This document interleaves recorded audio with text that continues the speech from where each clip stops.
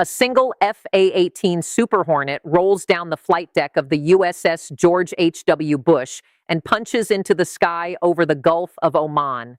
One jet, one pilot, one mission, no wingman, no escort package, just one aircraft climbing to altitude over one of the most contested stretches of water on the planet. Somewhere below, two Iranian oil tankers are pushing through those same waters, the MTC Sea Star 3 and the MT Savada. Empty hulls riding high on the surface, running hard for an Iranian port, betting that the blockade has a seam they can slip through before anyone responds. They have been watching the U.S. enforcement pattern. They have decided that two ships running simultaneously will split the response and at least one will make it. The Super Hornet already has them on targeting radar. The pilot rolls in on the Sea Star 3. Precision munitions go straight down the smokestack, not through the hull, not into the bridge, down the smokestack. The funnel erupts. Heavy black smoke begins pulling across the water. The ship's propulsion is gone. The Sea Star 3 is dead in the Gulf of Oman, going nowhere, earning Iran nothing. Then the Savada, same approach geometry, same result. Immediate burst of flame from the funnel, black smoke climbing into the Gulf air. Stopped. The Super Hornet climbs back to altitude and flies home to the bush. Clean, no damage, no drama. The entire enforcement action took one sortie. Two ships, one jet, two disabled tankers sitting motionless in the Gulf of Oman, and Iran's foreign minister is already on state media calling it a reckless military adventure that violated the ceasefire and wrecked diplomacy. The same foreign minister whose country fired 15 ballistic missiles at the United Arab Emirates the day before, the same country that has been running the Strait of Hormuz as a toll road for decades, demanding the world pay for the privilege of accessing 20% of global oil supply through 21 miles of water that Iran does not legally own. That foreign minister, that country, calling someone else's military action reckless. This is not a warning shot. This is not escalation. This is May 8th, 2026, and this is the blockade performing exactly the function it was designed to perform, with exactly the precision the U.S. Navy built it to deliver. To understand why putting a precision munition down a smokestack matters more than sinking the ship outright, you have to understand what Iran's economic reality looks like right now, at this exact moment, with those two tankers stopped and the clock running. Iran's entire revenue model flows through one mechanism: oil exports. The regime does not have a diversified economy. The IRGC does not have alternative income streams that survive the removal of oil revenue at scale. The ballistic missile programs, the drone manufacturing infrastructure, the network of regional proxy forces stretching from Yemen through Iraq through Lebanon, the internal security apparatus that keeps the Revolutionary Guard loyal to the clerical establishment, all of it is funded by one thing: tankers departing Iranian ports loaded with crude oil, moving that crude to buyers who pay in currency the regime can spend. The U.S. naval blockade that went into full enforcement on April 13th is built around a single operational principle: no ship enters or leaves Iranian ports without U.S. authorization. Commercial vessels transiting to non-Iranian destinations move freely. The world's cargo moves. But any hull trying to deliver to Iran or depart from Iran loaded gets stopped every time, without exception. As of this morning, CENTCOM reports more than 70 tankers being held from Iranian ports. Those ships carry a combined capacity of over 166 million barrels of Iranian crude oil. At current market rates, that is approximately $13 billion in revenue sitting motionless on the water, going nowhere, earning the regime nothing. Iran is losing an estimated $500 million per day. $500 million per day from oil revenue alone. Before you factor in the currency collapse, the foreign investment freeze, the non-oil trade disruption that sanctions had already compressed before the blockade tightened. The IMF had Iran's economy contracting at over 6% in 2026 before full enforcement began. The blockade did not create that contraction. It accelerated something already structurally broken and made the timeline to severe internal hardship a matter of months rather than years. The CIA's assessment, according to reporting from senior officials, puts severe hardship reaching the Iranian population in 3 to 4 months from current conditions. 3 to 4 months before the economic pressure stops being an abstraction about state revenues and starts being something ordinary Iranians feel in food prices, fuel availability, the purchasing power of whatever savings they have managed to hold together through years of sanctions and deliberate regime extraction. 3 to 4 months before that pressure begins producing the kind of internal fractures that no amount of state media defiance can contain. Iran's strategy for surviving that financial pressure has always been the same. Keep the tankers moving. Empty hulls go in, reload at Iranian ports, come back out loaded. Keep the oil flowing. Keep the revenue alive. Keep the IRGC funded enough to sustain the internal loyalty infrastructure. The payments to commanders, the contracts to favored networks, the corruption architecture that keeps the Revolutionary Guard standing behind the mullahs rather than calculating what the regime's collapse might mean for their own futures. The MTC Sea-Star 3 and the MT Savada were running that play. Very large crude carriers, both empty, pushing toward a Gulf of Oman port in daylight, betting that 2 simultaneous runs would split the U.S. enforcement response. The Super Hornet found them both long before they reached Iranian waters. The FA-18EF Super Hornet is the machine that makes this blockade enforcement architecture possible at the geographic scale it is operating. It is worth understanding specifically because the capability it brings to this theater is the reason the enforcement record looks the way it does. 0 successful Iranian port arrivals since full enforcement began, not 1 tanker getting through. That is not an accident of geography or timing. That is the direct result of what this aircraft can do, where it can reach, and how fast it responds. Twin General Electric F414 turbofans, each producing approximately 22,000 pounds of thrust in maximum afterburner. The aircraft reaches Mach 1.8 at altitude. Combat radius of roughly 500 nautical miles unrefueled. Operating from a carrier in the northern Arabian Sea or the Gulf of Oman approaches, a Super Hornet can reach any point in the blockade enforcement zone and be on target before a tanker captain making a run for Iranian waters can execute a course change that matters. Add aerial refueling and the range constraint disappears entirely. The jet stays on station as long as the mission requires. On weapons, the Super Hornet carries up to 17,000 pounds of ordnance across 11 hardpoints. For a precision strike against a moving surface target in open water, the GBU-12 Paveway 2 is the weapon that makes the smokestack geometry possible. A 500-pound laser-guided bomb with a circular error probability under 1 meter, on a moving ship, in the Gulf of Oman, from altitude, against a target whose motion the guidance system accounts for continuously as the bomb falls. That is not a weapon that misses the smokestack and hits the crew compartment. That is a weapon that goes where it is aimed with a precision that makes the smokestack a viable aim point in the first place. The M61A2 Vulcan cannon mounted in the airframe gives the pilot a second option. 20-millimeter high explosive incendiary rounds, each carrying a small explosive charge that detonates on impact, combining kinetic damage with incendiary effect at the point of contact. 2 days before the Sea-Star 3 and the Savada, a Hornet off the USS Abraham Lincoln used the Vulcan to take out the rudder of the MT Husna.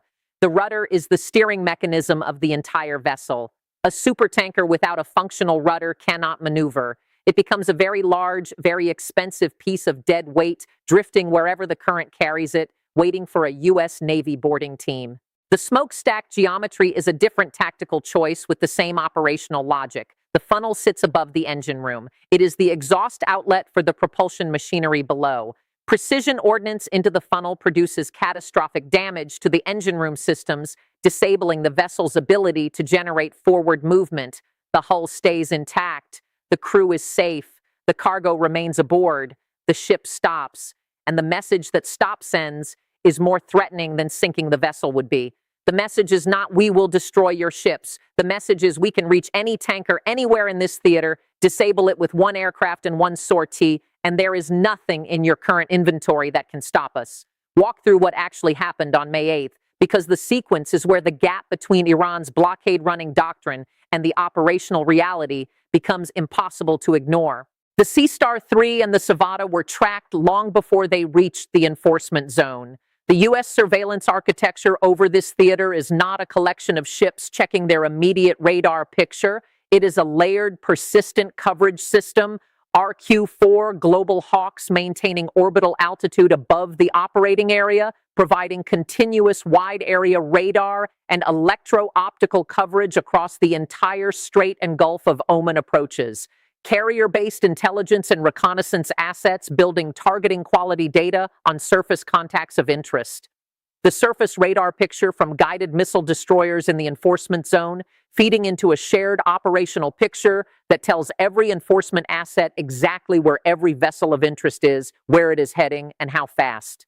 The tanker captains made their run believing they had a chance of reaching port before a response could be organized. The response was already airborne before they reached the point where evasion would have mattered. The pilot engaged the Sea Star 3 first. Precision munitions down the funnel, immediate smoke and fire from the engine room. Forward movement stopped. Then the Savannah, same result. The pilot turned for the carrier and flew home. 3 tankers total across the last 72 hours. The Husna 2 days prior with the Vulcan rudder shot, then the Sea Star 3 and the Savannah on May 8th. 3 blockade running attempts, 3 stops, 0 successful Iranian port arrivals under full enforcement. The doctrine Iran was running, high volume of tanker runs probing for gaps, eventually one gets through, has a 0% success rate in the enforcement zone. Not a low success rate. 0. Iran's entire financial survival strategy rests on one assumption. The assumption that blockade enforcement is resource constrained, that the U.S. cannot maintain persistent coverage over an area this large with enforcement assets that can respond fast enough to stop every attempt. That if Iran runs enough ships simultaneously, the enforcement architecture spreads too thin and some fraction gets through. That assumption required 2 things to be true. First, that U.S. enforcement coverage would be thin enough that simultaneous runs could find the gaps.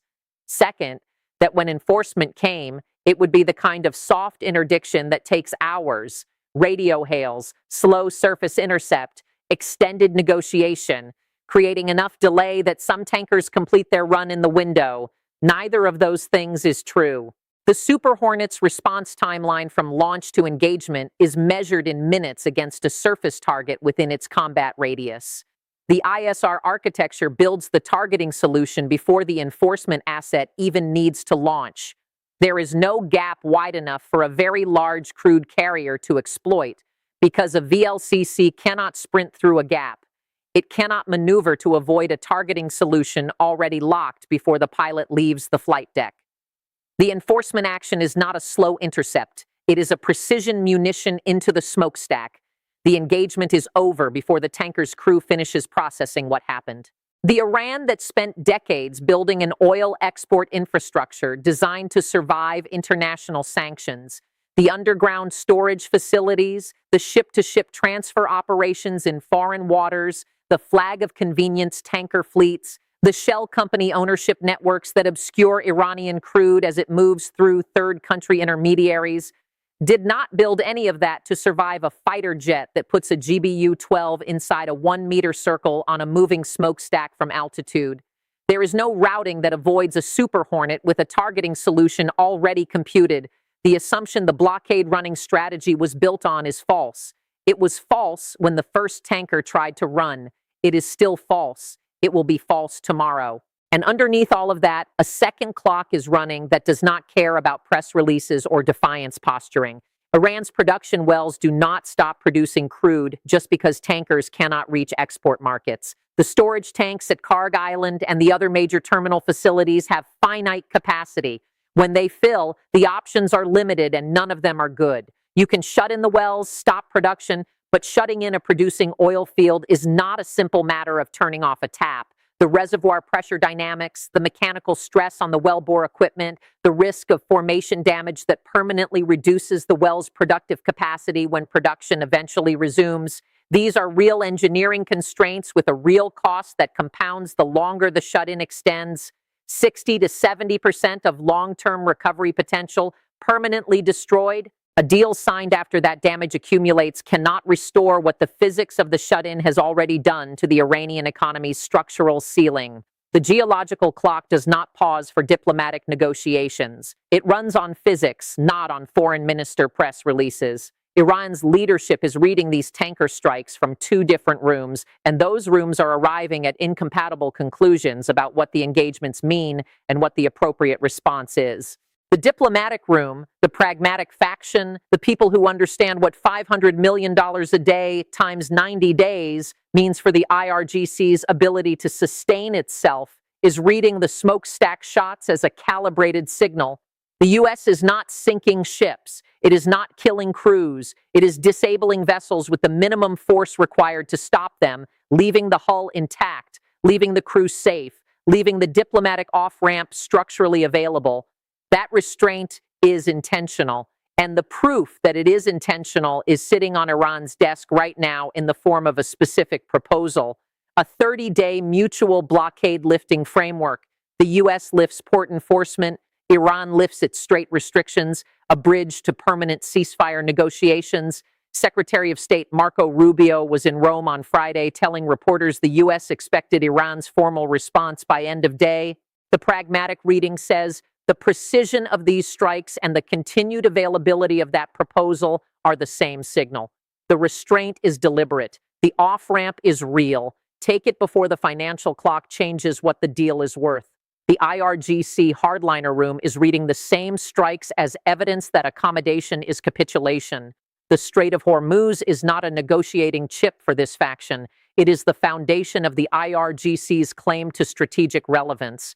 An unnamed Iranian military source told regional media this week that U.S. forces would face decisive force if they continue disrupting Iranian vessels. The strait is non-negotiable. The resistance continues. That framing has a structural problem the defiance rhetoric cannot resolve. The IRGC does not currently have tools that can threaten a Super Hornet on approach to a surface target. The integrated air defense network that would need to protect Iranian tankers in the Gulf of Oman has been systematically degraded since the opening hours of Operation Epic Fury. The radar arrays, the surface-to-air missile systems, the command infrastructure that would coordinate a response to incoming aircraft. These were among the first targets destroyed when the conflict began, because eliminating them was the precondition for everything that followed. The fast attack boat fleet that constitutes the IRGC's asymmetric naval doctrine has been demonstrated repeatedly and in every major engagement since February to be a manageable problem for Apache helicopters operating at ranges the boat's own weapons cannot contest. Every engagement between the swarm doctrine and the current U.S. defensive architecture has produced the same outcome. The boats lose. The decisive force threat is not a military assessment. It is domestic audience management. It is the kind of statement an organization makes when it cannot match the adversary in the operational domain and needs to maintain the narrative that it still could. The IRGC's unnamed military source is promising decisive force with an organization that just watched 2 of its tankers get disabled by a single jet on a single sortie with 0 response capability and no visible path to acquiring one. China is watching all of this. Beijing has been one of the regime's last remaining meaningful economic lifelines. Chinese buyers absorbing discounted Iranian crude through intermediary arrangements are part of what the blockade is squeezing. And the signal the tanker strikes send to Chinese buyers is the same signal sent to Iranian tanker captains. There is no safe routing for Iranian crude under current enforcement conditions. The risk of a vessel being disabled before it loads Iranian oil is real, documented and backed by an unbroken enforcement record. Trump is headed to Beijing. That conversation will include the regional posture, a Beijing that privately signals to Tehran that continued hardliner obstruction is costing China economic options it prefers to retain, introduces a pressure vector the IRGC has not had to absorb from that direction before. China wants Iranian oil. Getting Iranian oil requires Iran to sign a deal that ends the blockade. The arithmetic is not complicated. The 30-day mutual blockade lifting proposal is the most specific diplomatic mechanism the U.S. has put on the table since the ceasefire began. It has a deadline. It has a defined scope. It has a clear path from immediate de-escalation to the permanent ceasefire negotiations both sides have publicly said they want, in the sense that both sides have publicly said they want a deal, while their hardline factions have publicly said the deal terms on offer are unacceptable. The formal Iranian response to that proposal is the next meaningful data point in this conflict, not the foreign minister's press releases, not the decisive force threat from the unnamed military source, not the state media framing of the tanker strikes as an attack on civilian shipping. The formal response to the 30-day proposal, the faction that has been controlling IRGC operational decisions, the faction that fired 15 ballistic missiles at the UAE during the ceasefire window, that directed the coordinated multi-vector attack on 3 American destroyers transiting the strait, that publicly declared agreement far removed from reality while framework negotiations were active. That faction's track record in this conflict does not suggest it is prepared to send the pragmatic response that the financial clock and the operational record would rationally demand.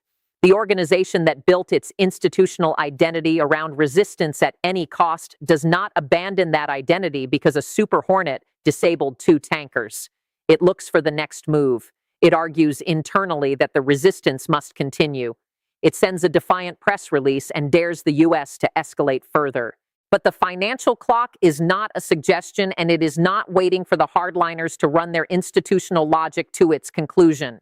$500 million a day, 70 tankers motionless, $13 billion in stranded crude, 3 to 4 months before severe hardship reaches the population and begins producing the internal fractures that make the regime's stability a question rather than an assumption. And underneath all of that, the geological clock on the storage infrastructure and the oil fields running on physics, indifferent to everything happening in the political rooms. 2 disabled tankers are sitting dead in the Gulf of Oman right now, black smoke still clearing from the Savada's funnel, the Sea Star 3 going nowhere, earning Iran nothing, 70 more tankers holding at sea, 166 million barrels of Iranian crude that is not moving. $13 billion in revenue the regime cannot access, cannot spend on missile programs or drone factories, or the internal loyalty payments that keep the Revolutionary Guard standing where the mullahs need it to stand. A formal diplomatic proposal is on Tehran's desk with a deadline attached to it. The Super Hornets are fueled and on the catapult. The ISR architecture is tracking every surface contact in the theater. The blockade is airtight and the enforcement record is unbroken. The formal response from Tehran will tell you more about how this ends and how quickly the geological and financial clocks become irreversible than anything any faction in the regime is saying publicly right now. The smokestack shot was precise, restrained, and deliberately non-lethal. It was also a demonstration, delivered at the cost of 1 sortie and 1 aircraft, that the U.S. can disable any tanker at any point in this theater with no losses and no meaningful Iranian response capability, the minimum force required to send the maximum message. The next move is Tehran's. The clock is running, and the Super Hornets are ready before Tehran finishes deciding.